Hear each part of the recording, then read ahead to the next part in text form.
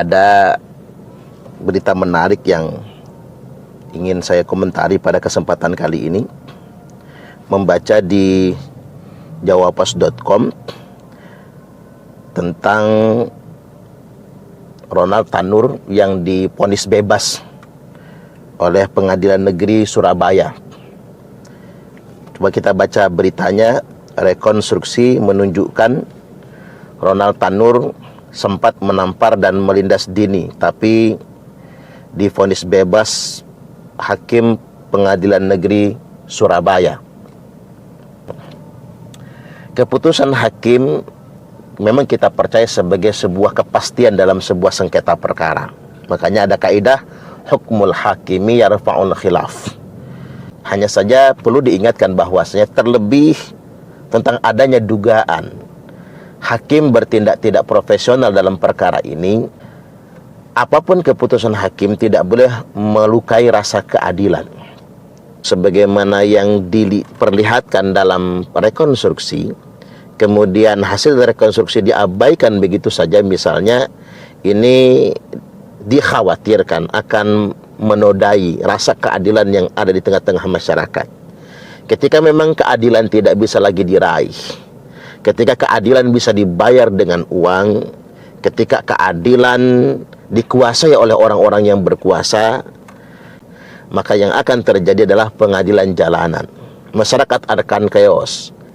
Ketika lembaga peradilan sudah tidak bisa dipercaya, maka dikhawatirkan masyarakat akan main hakim sendiri.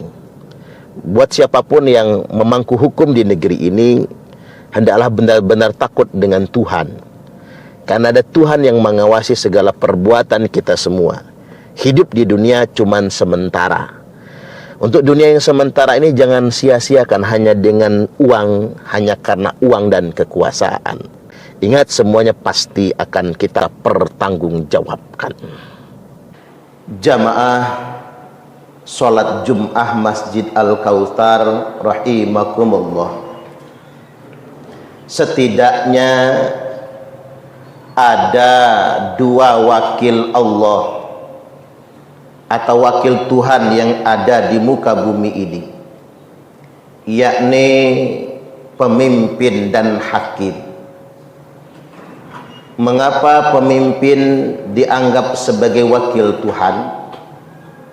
Alasan yang pertama, dialah yang wajib ditaati dan tersebut di dalam Al-Quran sebagai hierarki atau turunan dari ketaatan kepada Allah Ta'ala dan Rasulnya.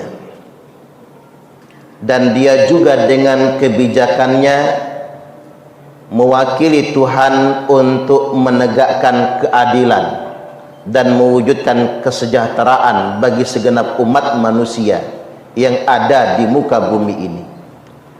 Terkait dengan hierarki ketaatan, Allah Subhanahu wa Ta'ala telah berfirman dengan ayat yang populer bagi kita semua.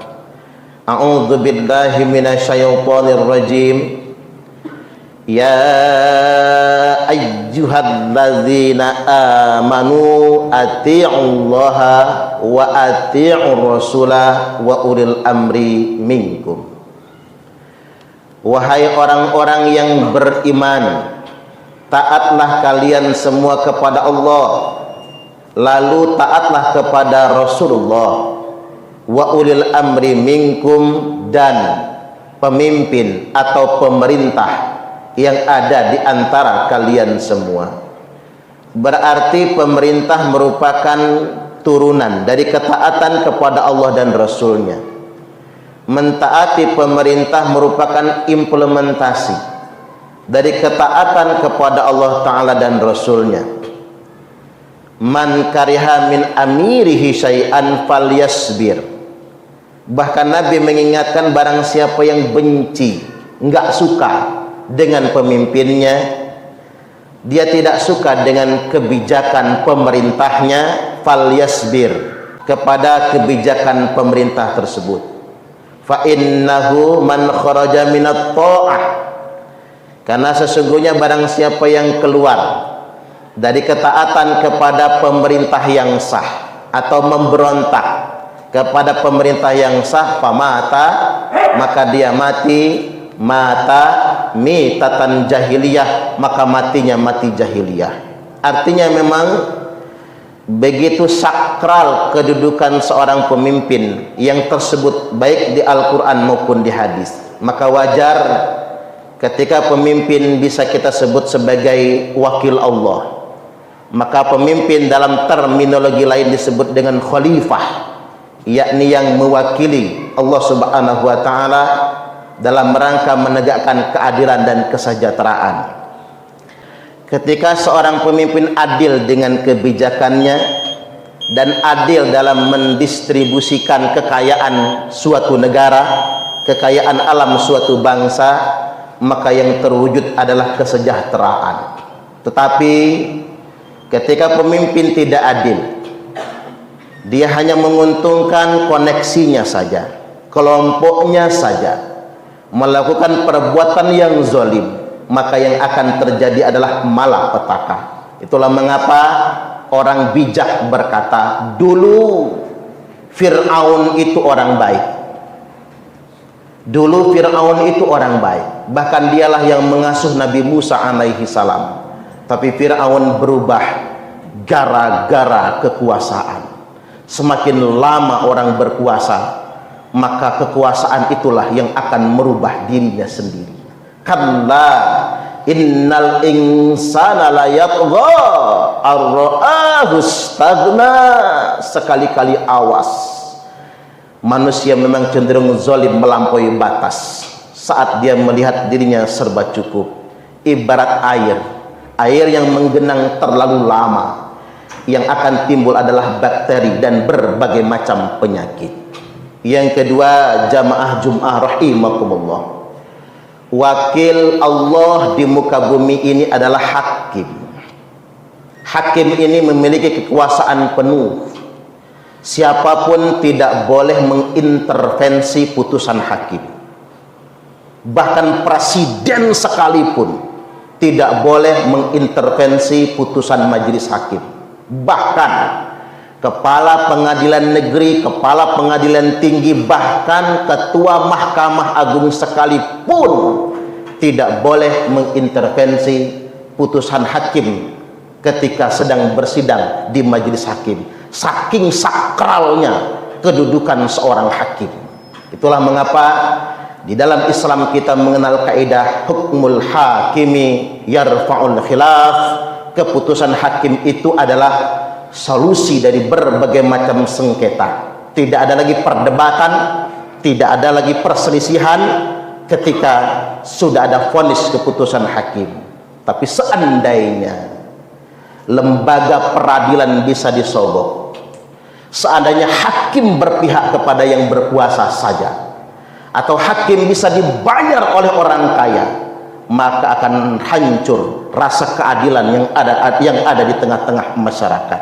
Itulah mengapa Rasulullah sallallahu alaihi wasallam telah bersabda, la'anallahu rasyiya wal murtasyiya fil hukmi. Allah telah melaknat orang yang menyogok dan orang yang disogok, orang yang menyuap dan orang yang minta disuap dalam perkara penegakan hukum. Ar-rasyiyah wal murtasyiya finnar. Orang yang menyogok, orang yang menerima sogokan dalam penegakan hukum sama-sama masuk neraka. Mengapa ini penting dipertegas? Karena jika penguasa tidak lagi menegakkan keadilan, jika seumpama hakim tidak lagi berpihak kepada keadilan, yang muncul adalah pengadilan jalanan, peradilan massa, yang muncul adalah chaos. Oleh karena itu penting dua wakil Tuhan ini, yakni setiap pemimpin dan para hakim menjalankan amanah dengan baik demi ketertiban sosial dan kesejahteraan masyarakat. Yakinlah bahwasanya kehidupan di dunia ini hanya sementara, akhiratlah yang kekal abadi selama-lamanya. Untuk hidup dunia yang sementara ini, mari kita berbuat yang bermanfaat sesuai dengan kemampuan kita, peran, tugas dan tanggung jawab kita. Khairun nas anfa'uhum linnas, karena sesungguhnya sebaik-baik manusia adalah yang bermanfaat terhadap sesama umat manusia.